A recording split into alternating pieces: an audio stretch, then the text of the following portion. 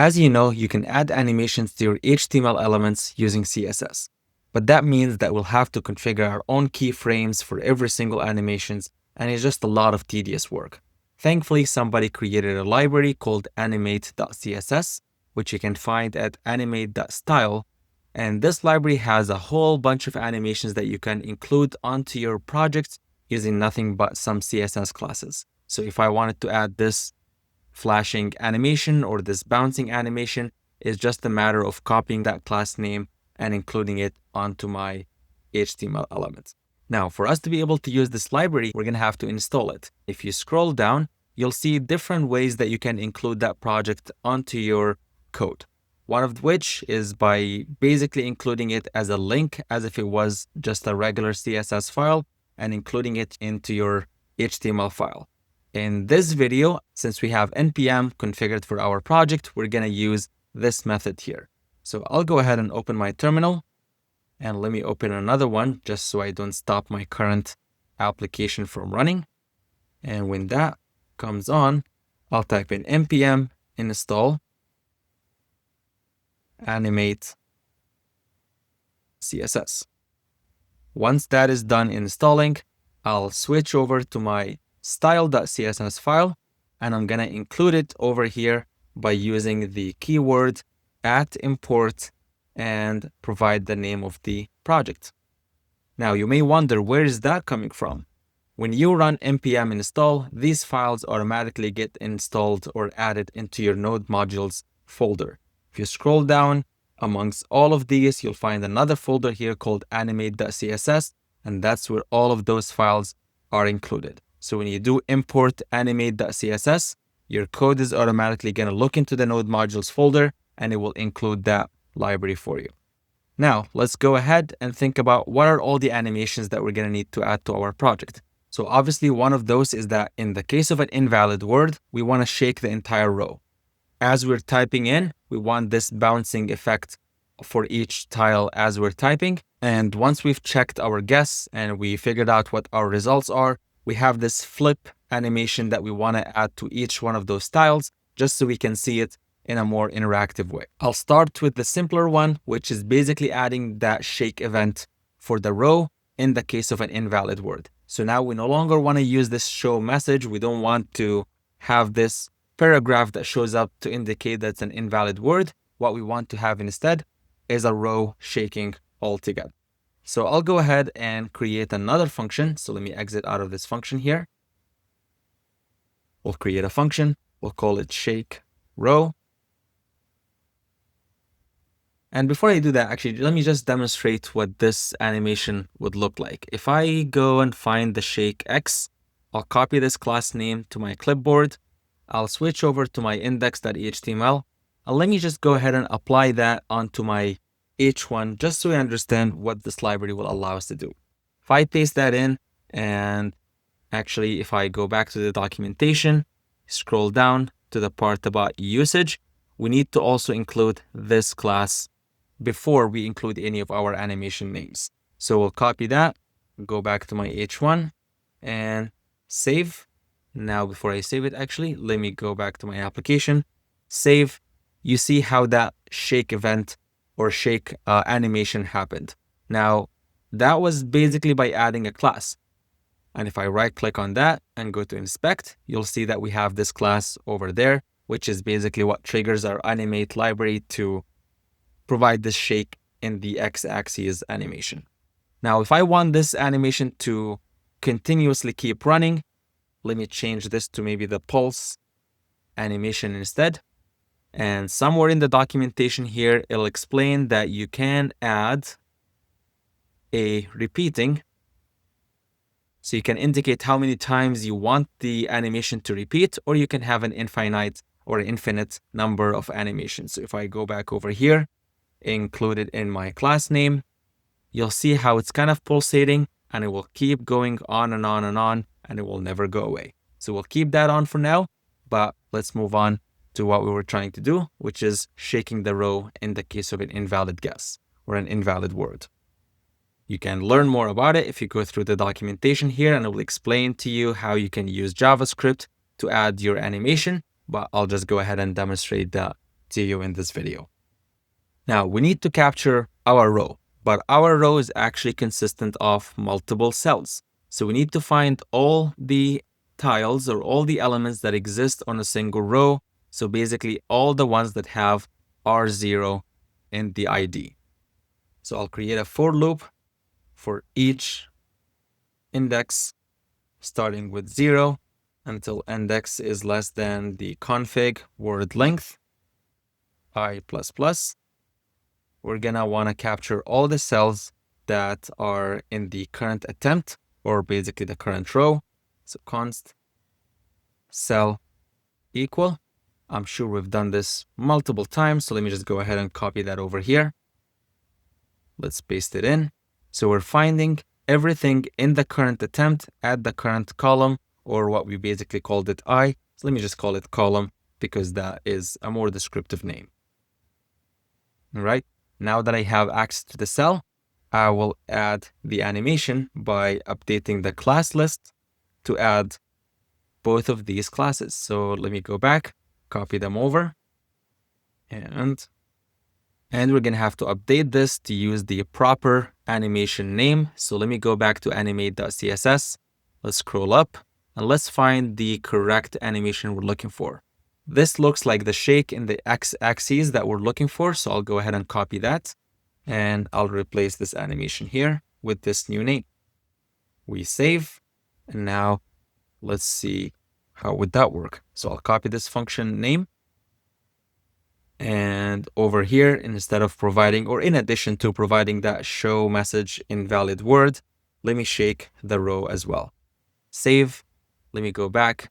Let me type in some invalid word, hit enter. And here we get the entire row shaking. And we also get this invalid word paragraph. I really don't like this for paragraph, so I'll just go ahead and remove it. Hit enter, and the entire row shakes. So again, let's iterate what we've done.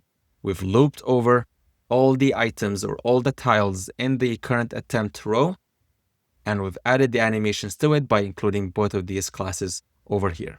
Now, let's take a second look here. What if I update this to another invalid word and I hit enter? We're no longer getting the animation. And if I right click on any of those cells, I'll see that the class is already included. That is probably why the animation is not being triggered again. So what we need to do is once the animation has concluded, we want to go ahead and remove it so that if later on we need to invoke that animation onto the same cell again, we'll be able to include it using our function here. So the way we're going to go about that, and this is also explained, by the way, in the documentation. If you scroll down to the usage with JavaScript section, it'll explain to you that you can actually listen in or you can detect when an animation ends. So what I'm going to do over here is that I'll add an event listener that listens for the animation end event. And when that happens, I'm going to want to remove that class from my cell. So we'll do cell.remove, or actually cell.classList.remove. And we want to remove both of these classes over here. So if I hit save, we come back over here. If I type in something that is invalid, hit enter, the row shakes. And if I remove some and type some more invalid words and hit the shake again, or hit the enter again, the animation comes back. Let me take a look at what that looks like in the inspector over here. You see here are our cells from the first row. If I hit enter, you see that the animation has been added, but once the animation was done, all of those classes were removed right afterwards. So it seems like every time we add an animation, we're going to want to add an event listener that removes this animation if we want to be able to trigger that animation once again. Right? The second animation we want to do is the typing event. So as you type, you want this bouncing effect that happens to each tile as you type the letters in them. So let's go ahead and find where we would do that. So over here in the add letter, as we're adding this, we're going to want to trigger the animation as well. So let me copy that logic for adding animations. I'll copy it over here, go back to add letter, and let's add the animation, except that the animation we're interested in here is going to be this bounce in event. So we'll update that over here for both of these and add bounce in. Save, go back to our app. Let's start typing. You see that animation that's happening as I'm typing things in my cells. Looks great. Now here's the thing. You notice that I had to copy this entire block of code. And that's basically what I'm going to be doing to every single time I want to add that animation. So it might be a cleaner approach that I would create a function. Let me close this actually over here.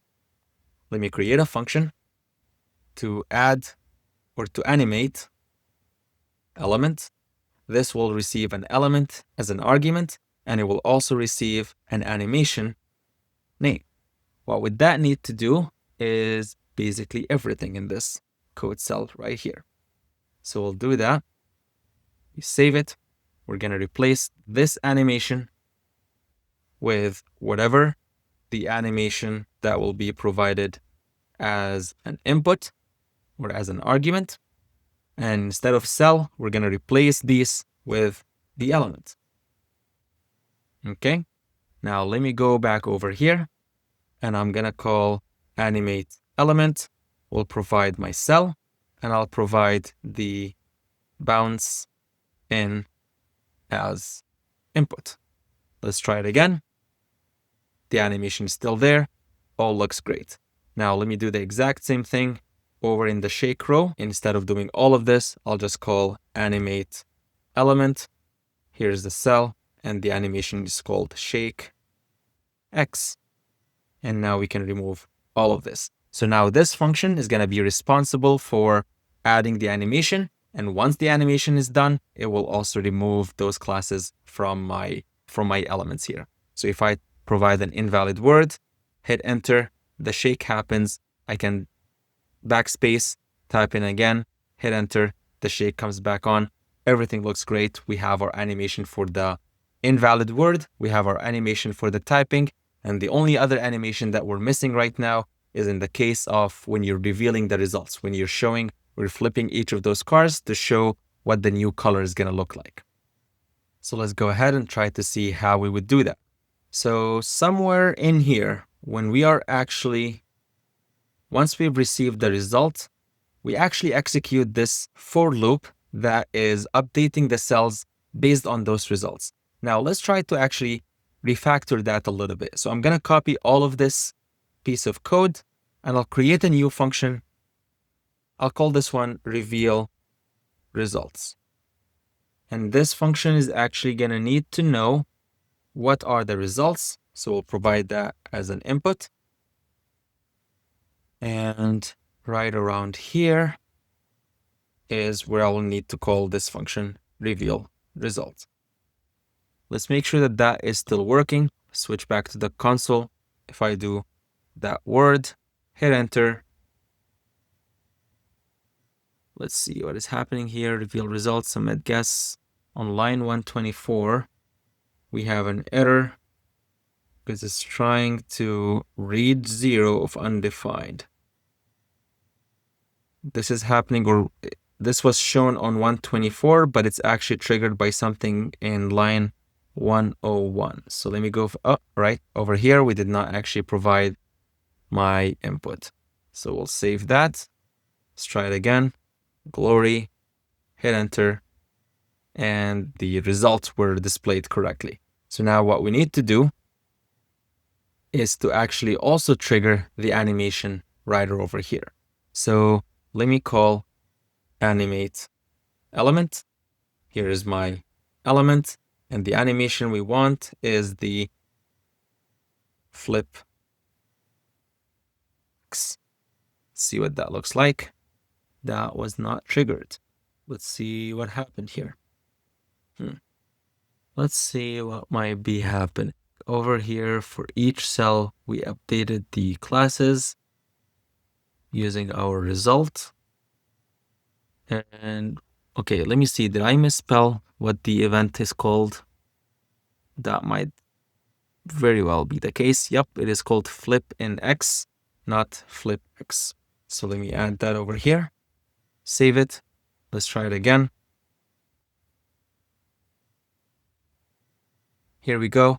the animation did happen, but it did not happen one tile at a time as the actual game does. So what we're going to need to do is add sort of a delay between each of those calls. So for each one of those cells, we don't want to execute the animation right away. We want it to wait a little bit.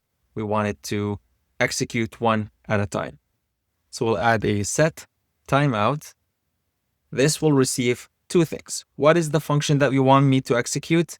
And second, what is the delay period that you want me to wait for? And for that, we want to factor in what is the position of that tile in our grid or in our row. And based on that, we will delay them such that they are 300 milliseconds apart. So for that, I'm going to multiply whatever the current position is. So the column, multiply that by 300. So what is it exactly that I wanted to do? Or what is the action that needs to wait for 300 milliseconds multiplied by the index is the animation. So we save that and let's try invite. This is an invalid word, so we get the row shake. If I do evite, you see how they were flipped one after the next. But the problem is we were able to see the colors right even before the animation were added. So I'll just take this line over here and move it to after the timeout. Hopefully that will help. Let's see what happens now. Oh, still not what we want. So let me move that into the timeout. And the word is grump. Here we go. That looks more like it. We have created our reveal result function that reveals them one after the next with a little bit of a delay between them. That way they're not all showing at once. Now let's look around and see if there are opportunities for code cleanup here. Now, when you're cleaning up your code, you want to make sure that if you come back to it later on, you actually understand every single aspect of it and that the code is self-documenting. We generally don't recommend that you have a lot of comments in your code, but we recommend that your code is self-explanatory, written in a way that could read like plain English. So what I'll do here is look through and see if there is something that is kind of a magical number. It doesn't make sense. Later on, if I look at it and I try to decipher what it actually means, it may not make sense to me. So one of those things here is the current attempt value that I'm providing over here. For me in this function, it actually signifies which is the row that we want to reveal. So I'll create a constant and set that to this value. And right over here, instead of passing in game state.current attempt, we'll just call this row to reveal. So now I'm able to look at this function. All right, I understand that I'm trying to get the row to reveal and at this current position. Now this 300 milliseconds, I could also add another variable. We call this delay between tile reveal. We set that to 300. And now my code is a lot more descriptive. We know exactly what is it trying to do from there. Also, I generally don't like those for loops, so I'm going to replace that with results.forEach. And for each result in this array, here's what we're going to need to do. Let me copy all of that over here. Cut it, put it in the for each instead of the for loop. And let's see what else can I do about that. Instead of calling results at the current column position, this is just going to be result. Now let's see, technically here, I did need to know what is the column number or what is the index. So for that, I'll change my for each call to also give me my index, which in this case, we're calling it column or COL.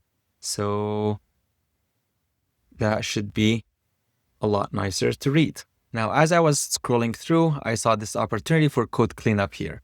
This function or this snippet of code was used to capture what the user has provided as their input. Now, we created an empty string.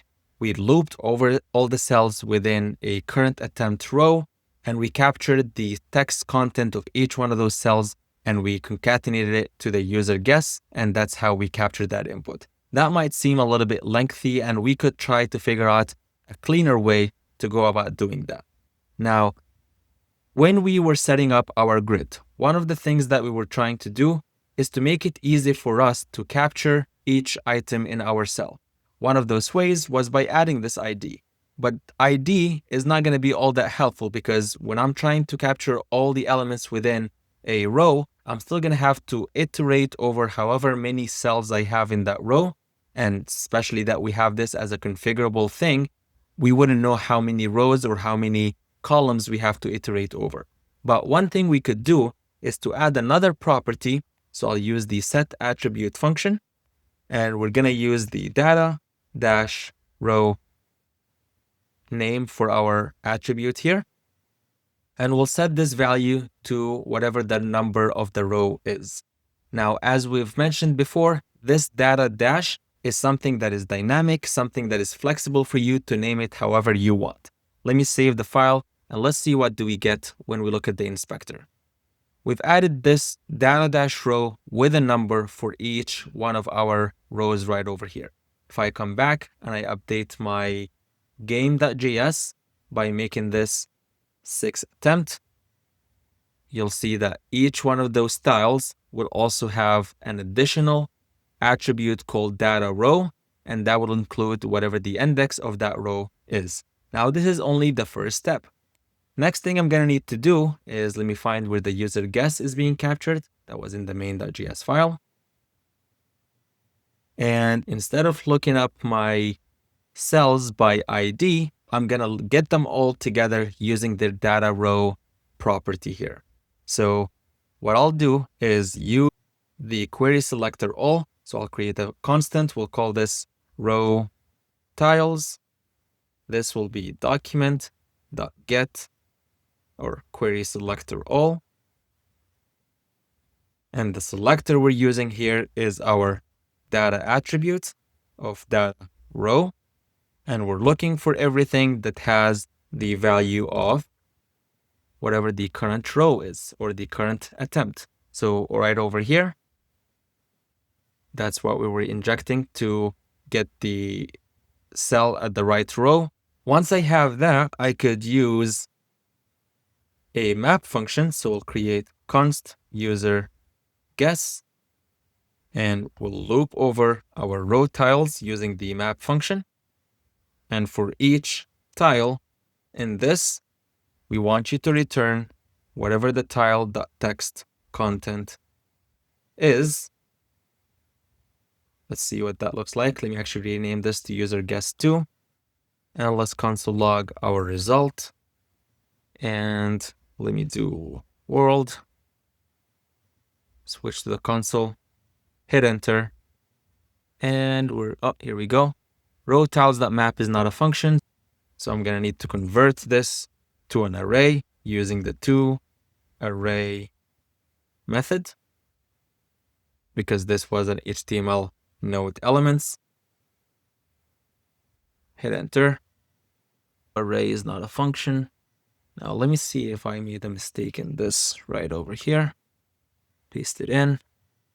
Replace that with 0. Right, so we do get something. This is actually from, so we're converting the row tiles to an array. And let's see what we get. If I type in world, hit enter. All right, we're getting back an array of undefined. So, made a typo here, content. Let's try it again. So we're getting all the letters. So we now can use the join function from JavaScript arrays. And we'll save that. All right, we're getting them all joined by a comma. So we'll just replace it with an empty string. That way we replace them or join them without any spaces or without any separators between them. So world, hit enter. Here's the word. All right, so now I can get rid of all of this snippet of code. Remove this console log. Rename this to user guess because that's what the rest of the code is expecting. And now in a single line of code, I was able to capture all the rows or all the cells within my row instead of having to loop over them and identify them cell by cell. Let me see if there's somewhere else that I could do the same thing for right over here.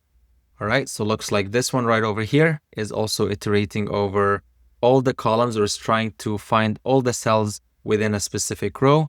So I'll replace that with the row tiles or with our query selector. So here we go. Here's our row tiles. We can do the for each and animate the cells instead of doing that. So I'll do row tiles for each tile. We want you to call animate element, and that should be a good replacement. We're able to do the same thing in shorter and less number of code lines here. All right. I'm sure there are other places in the code that you can apply the same fix for, but generally this is what I want you to do. Whenever you're done with your code, I want you to go scroll through it all, find where are the elements that if you come back to it later on may look a little bit confusing and can benefit from some code cleanup. I'll come over to my source control now, done adding animation, and we're done here.